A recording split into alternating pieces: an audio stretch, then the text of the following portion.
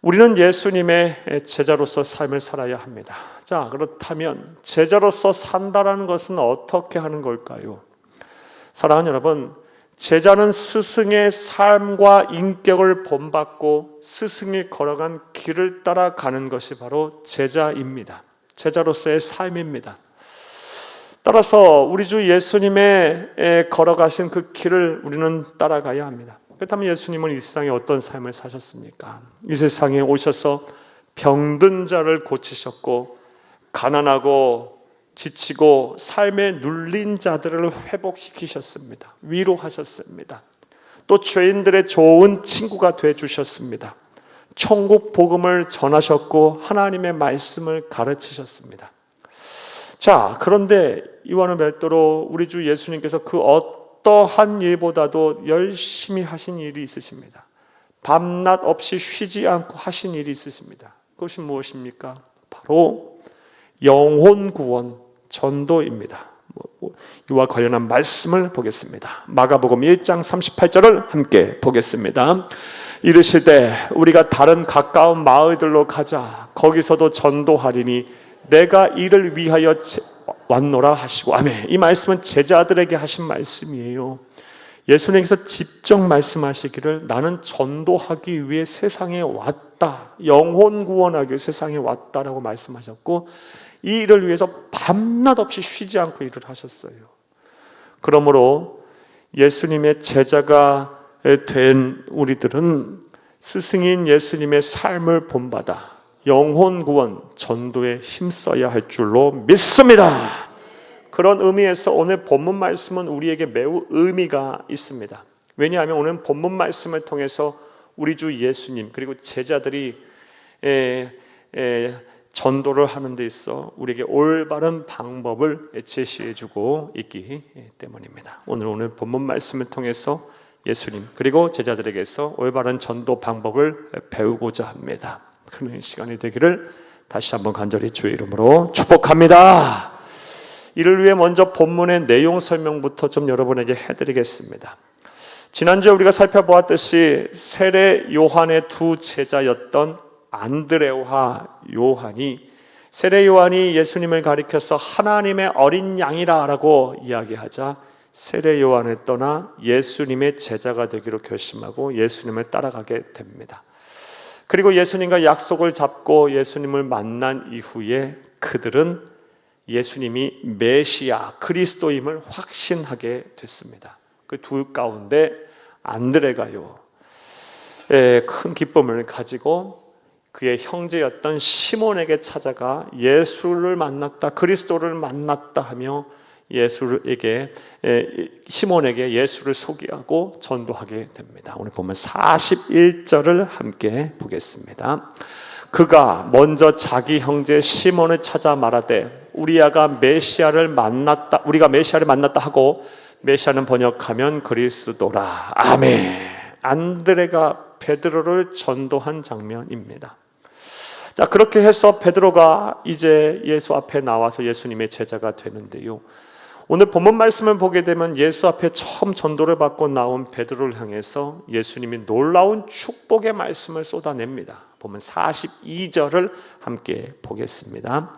데리고 예수께로 오니 예수께서 보시고 이르시되 네가 요한의 아들 시몬이니 장차 게바라 하리라 하시니라. 게바는 번역하면 베드로라. 아멘. 처음 전도를 받고 예수 앞에 나왔는데 예수를 앞에 나온 베드로를 보는 순간 예수님께서는 축복의 말씀을 쏟아내셨어요. 이름을 바꿔주셨어요. 더 이상 시몬이라 하지 말고 게바라 하라. 게바는 당시 이스라엘 사람들이 쓰던 언어인 고대 페르시아인 아람어예요. 아람어로 게바 무슨 뜻이냐? 그리스 헬라어로는 베드로라는 뜻이고요, 한국말로는 반석이라는 뜻입니다. 이제 너의 이름을 반석이라 하라. 이런 축복의 말씀을 쏟아냈어요. 그리고 이 말씀, 이 축복의 말씀대로 마태복음 16장 16절에서 18절 말씀에 보면 예수님께서 가이사랴 빌립보에서 제자들과 함께 하실 때 이 베드로가요 예수님을 향해 놀라운 신앙 고백을 해요. 주는 그리스도시고 살아계신 하나님의 아들이시니이다. 이 신앙 고백을 들으시고 예수님께서 베드로에게 또 이전에 약속하셨던 이 축복의 말씀을 재확인하시는데 이런 말씀하세요.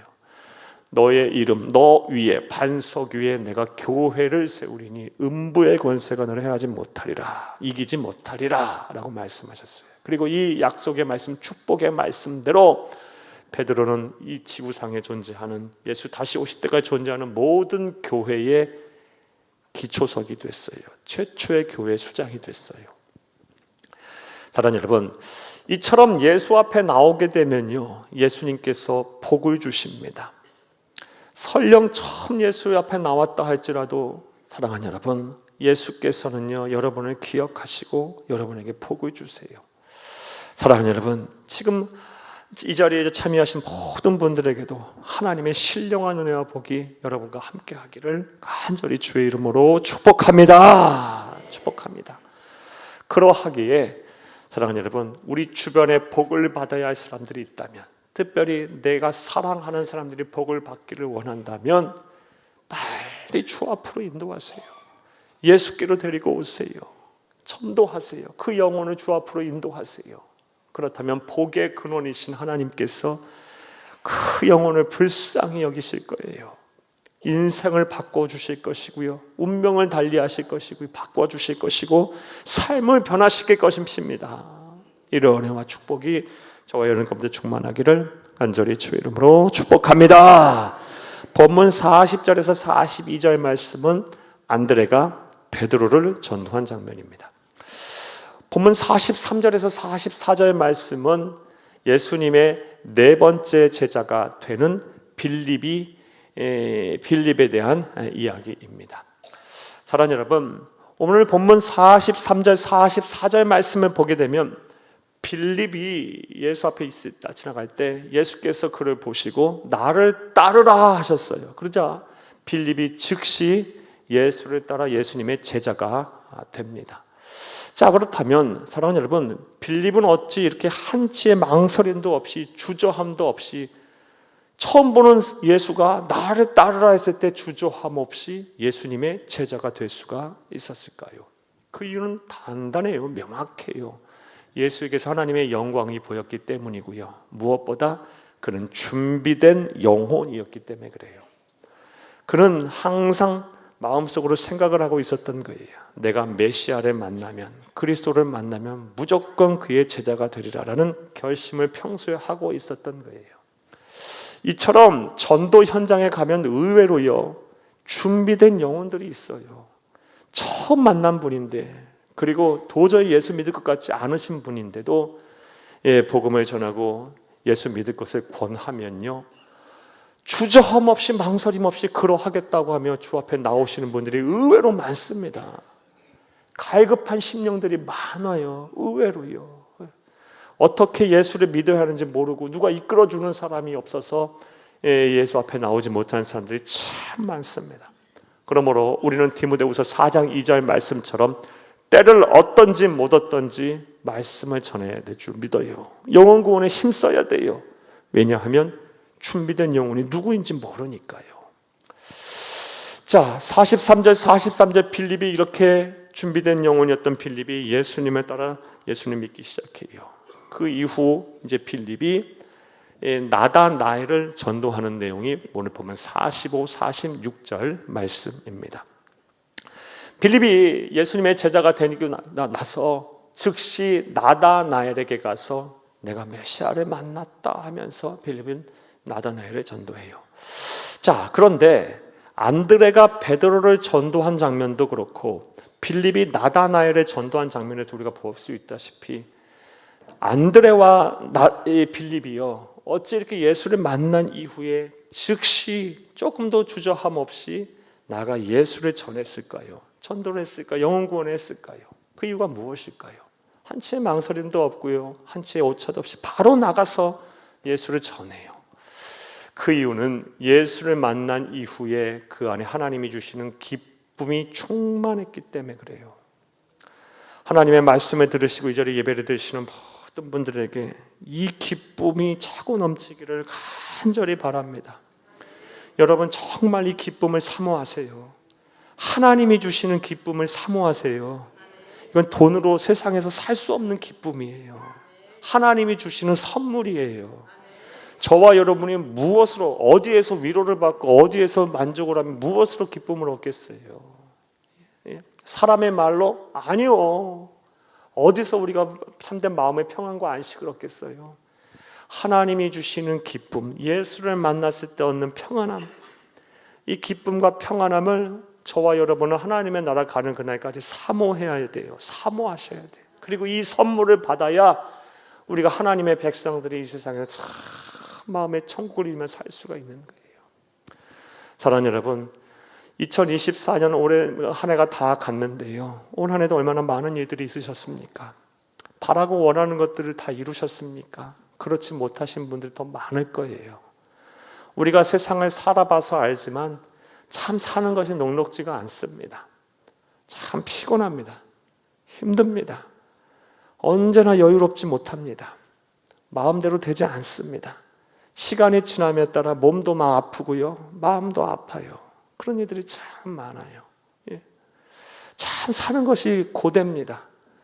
그러하기에 우리는 그 어느 때보다, 그 무엇보다 하나님이 주시는 기쁨이 우리에게 필요해요. 사랑하는 여러분, 오늘 이후로 하나님이 주시는 기쁨, 하나님이 선물하시는 이 평안함이 저와 여러분 가운데 가득 차고 넘치기를 간절히 주의 이름으로 축복합니다. 날마다 기도하세요. 오늘부터 하나님이요, 내게도 이 기쁨을 주옵소서. 하나님의 선물, 하나님이 주신, 하나님만이 주실 수 있는 선물인 이 평안함을 내게 주옵소서. 그래서 감사할 일 없어도 감사하고 기뻐할 일 없어도 기뻐할 수 있게 하옵소서. 하나님이여, 내 마음과 생각은 무슨 일을 겪건 무슨 일을 하든 마음이 천국이 되게 하시고 내 삶의 자리가, 삶의 지경이 하나님의 나라가 되게 하옵소서. 날마다 기도하고 사모하세요. 반드시 하나님께서 이 기쁨과 평안함을 선물하실 줄로 믿습니다. 안드레와 빌립은 예수를 만난 이후 하나님 주신 기쁨을 선물 받았어요. 그래서 주체할 수가 없었던 거예요. 그래서 즉시 베드로에게 복음을 전하고 또 나다나엘에게 복음을 전해서 그들 주 앞으로 인도하였고 그들 또한 예수님의 제자가 된 것입니다. 자, 여기까지가 오늘 본문에 대한 내용입니다. 자, 이제 이런 내용을 이해를 바탕으로 오늘 우리가 해결해야 될 질문에 대한 답을 한번 찾아보겠습니다. 사랑하는 여러분, 예수님과 제자들에게서 배울 수 있는 올바른 전도의 방법은 무엇일까요? 자, 이제부터 따라하시겠습니다. 첫째로, 예수님께 와서 보라라고 권하는 것입니다. 요한복음 1장 39절을 함께 보겠습니다. 예수께서 이르시되 와서 보라. 그러므로 그들이 가서 계신 데를 보고 그날 함께 거하니 때가 10시쯤 되었더라. 예수께서도 제자들에게, 안드레와 요한에게 와서 보라, 나 한번 만나봐라, 나를 한번 의지해봐라, 믿어봐라, 이 말씀하신 거예요. 또 안드레가 베드로를 전도한 장면에서도 그렇습니다. 41절을 함께 보겠습니다. 그가 먼저 자기의 형제 시몬을 찾아 말하되 우리가 메시아를 만났다 하고, 메시아는 번역하면 그리스도라. 아멘. 메시아를 만났다 하고 이후에 생략된 말이 뭐예요? 메시아이신 예수께 가 보자, 이 말 아니에요. 다른 말이 필요 없어요. 와 보라, 와서 보자, 예수께로 가 보자. 자, 빌립이 나다나엘을 전도하는 장면에서도 그렇습니다. 46절을 함께 보겠습니다. 나다나엘이 이르되 나사렛에서 무슨 선한 것이 날 수 있느냐? 빌립이 이르되 와서 보라 하니라. 아멘. 나다나엘은 다음 주에 보겠지만 굉장히 이성적인 사람이었어요. 성경에 대한 지식도 충만했던 사람이었어요. 그래서 무슨 나사렛은 당시 갈릴리에서 낙후된 농촌 지역이거든요. 그 촌동네에서 무슨 메시아가 나오겠냐? 말도 안 되는 소리 하지 마라. 그때 빌립이 논쟁했습니까? 아니야 라고 논쟁했습니까? 아무 논쟁도 안 했어요. 그냥 예수께로 가보자, 와서 보라, 이 말만 했어요. 사랑하는 여러분, 어찌 보면 이것이 가장 올바르고 효과적인 전도법이에요. 저와 여러분도 마찬가지예요. 우리가 전도의 대상자를 향해서 많은 말이 필요 없어요. 사랑하는 여러분, 부디 여러분의 삶의 자리에서 여러분의 전도의 대상자리가 있다면 주저함 없이 예수께로 와 봅시다. 예수를 믿어 봅시다. 예수를 의지합시다. 예수를 여러분에게 예수를 소개하는 여러분 되기를 간절히 주의 이름으로 축복합니다. 설령 여러분보다 지적 능력이 또 뛰어나고 또 성경에 대한 지식이 많고 또 교양 수준이 높다 할지라도 아무 상관없어요. 여러분이 확신을 가지고 예수에게 대한 확신을 가지고 한번 와봅시다, 가봅시다 라고 얘기한다면 그 또한 오늘 본문의 베드로와 나다나엘처럼 주 앞으로 나오게 될 겁니다. 이런 은혜와 복이 저와 함께 하기를 다시 한번 간절히 주의 이름으로 축복합니다. 예수님과 제자들에게서 배울 수 있는 올바른 전도 방법, 첫 번째 방법은요, 예수님께 와서 보라라고 권하는 것입니다. 두 번째로 오늘 본문 말씀을 통해서 우리가 알 수 있는 올바른 전도 방법은 따라하겠습니다. 둘째로 변화된 삶과 인격을 보여주는 것입니다. 우리의 변화된 삶과 인격을 보여주는 겁니다. 예수를 믿은 이후에 변화된 삶과 인격을 말합니다. 사랑하는 여러분, 전도하는 것을 두려워하고 또 주저하는 사람이시는 분의 잘못된 또 다른 생각은요, 전도는 말로 하는 것이 아니라 삶과 내 인격으로 하는 것이다 라고 라는 생각이에요. 여러분 생각 어떠세요? 여러분 의견은 어떠십니까? 굉장히 매력적이게 들리죠? 그럴듯하게 들리죠? 전도는 말로 하는 게 아니야. 내 삶으로 하는 거지. 내 모습으로 하는 거지. 사랑하는 여러분, 그런데 이러한 생각은 말씀드렸다시피 잘못된 생각이에요. 정확하게 표현하면 반절은 맞고 반절은 틀린 생각이에요. 왜냐하면 창세기서부터 요한계시록에 이르기까지 성경은 일관성 있게 전도, 영혼 구원하는 데 있어서 어떻게 하라고 합니까? 삶으로만 하라고 합니까? 천만에요. 가서 입을 열어 복음을 전하라고 말하고 계세요. 이와 관련한 말씀 한 말씀만 보겠습니다. 마가복음 16장 15절을 함께 읽겠습니다. 또 이르시되 너희는 온 천하에 다니며 만민에게 복음을 전파하라. 가서 입을 열어서 말로 전도하라고 말씀하고 계세요. 전도는 삶으로만 하는 게 아니에요. 삶으로 하는 게 아니에요. 사랑하는 여러분, 또한 우리가 아무리 선하게 산다 한들 천사처럼 살 수 있을까요? 다 성자처럼 성녀처럼 살 수 있을까요? 사랑하는 여러분, 저와 여러분의 이 인격과 성품과 또 삶의 모습을 보며 막 감동을 받아 예수를 믿는다고 하는 사람이 과연 몇 명이나 될까요? 저와 여러분이 그렇게 막 사람들이 막 감동을 줄 정도로 온전한 삶을 살 수가 있을까요? 물론 그럴 수도 있겠지만요, 그렇게 해서 전도하는 건 정말 쉬운 일이 아닐 겁니다. 그러하기에 전도는 가서 내 발로 가서 입을 열어서 하는 것이 맞아요. 그러나 내 삶과 내 인격도 전도에 관련해서 간과해서는 안 돼, 소홀히 해서는 안 됩니다. 특별히 가족 전도하는 데 있어서, 특별히 여러분과 오랜 시간을 함께 보낸 사람들을 전도하는 데 있어서, 여러분의 잘 아는 사람들을 전도하는 데 있어서는 절대로 말만 해서는 전도가 안 됩니다. 예수를 믿은 이후에 나의 변화된 삶과 인격을 보여주면서 예수를 믿어야 한다 할 때 전도가 되는 거죠. 너나 잘하라 그럴 거 아니겠습니까? 너같이 산다면 난 예수 안 믿겠다 그러지 않겠습니까? 예수를 믿었으면 내 삶이 변화되어야 합니다. 그 전까지 규모가 없고 무질서하고 삶이 막 엉망이었다면 질서가 잡혀야 하고요. 삶의 규모를 갖춰야 하고요. 그리고 삶이 막 어지러워지면 안 돼요. 어지럽히면 안 돼요. 가정의 자리 잘 지켜야 하고요. 또 부모로서, 자녀로서, 또 사회인으로서 사회에 맡은 책임을 다 해야 돼요. 또 성품적으로는요, 예수 믿기 전보다 더 정직해야 하고, 더 부지런해야 하고, 더 성실해야 합니다. 더 온유하고 겸손해져야 합니다. 예수를 믿기 전에도 혈기 부렸는데 지금도 혈기 부린다. 이게 무슨 의미가 있어요? 예수를 믿었으면 예수님의 성품이 내 인격이 돼서 온유하고 겸손해져야 되지 않겠습니까? 말씀도 함부로 하지 말아야죠.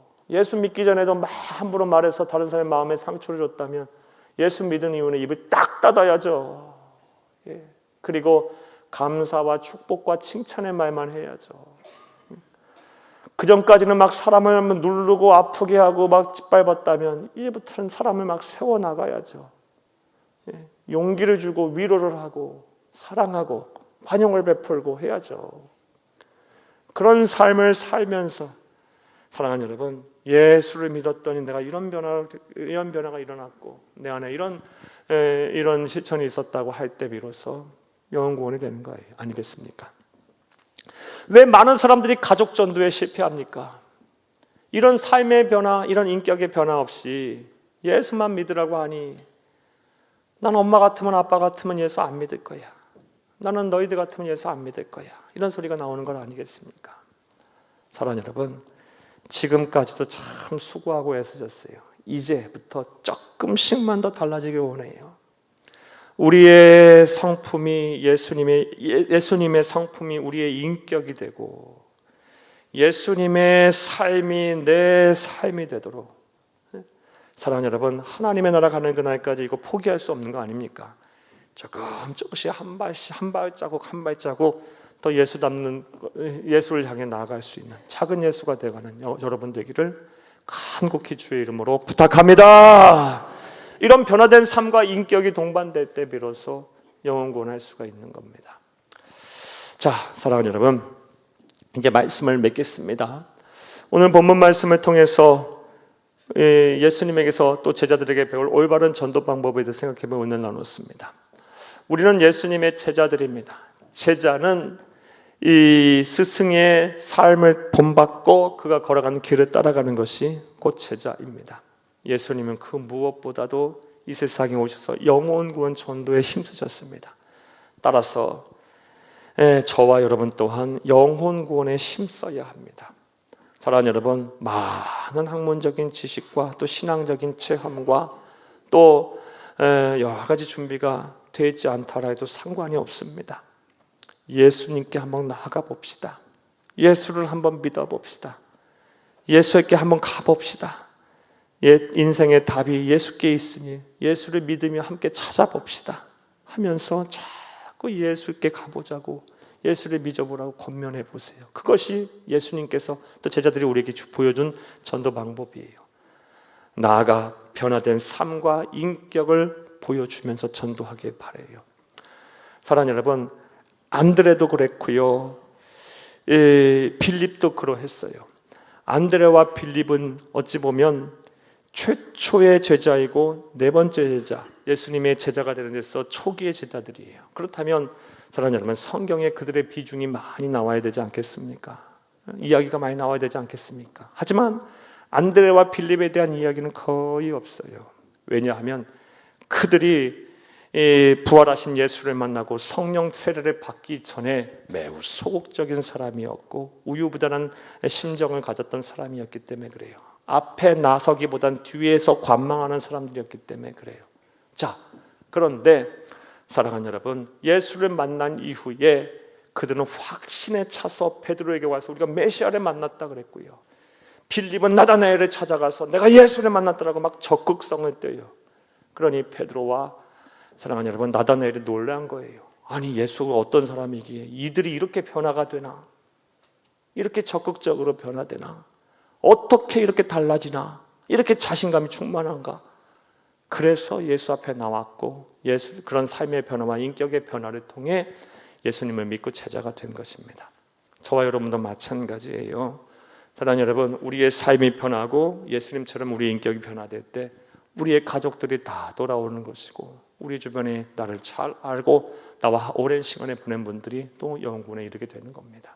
부디 올 한 해 참 수고하셨어요. 내년 한 해도 하나님께서 여러분과 함께 하기를 바라고 또 예수 닮기를 포기하지 말으셔서 여러분의 삶과 인격이 변화되어 여러분 통해서 많은 영혼이 주와 프렌도 되기를 간절히 주의 이름으로 축복합니다. 축복합니다. 축복합니다.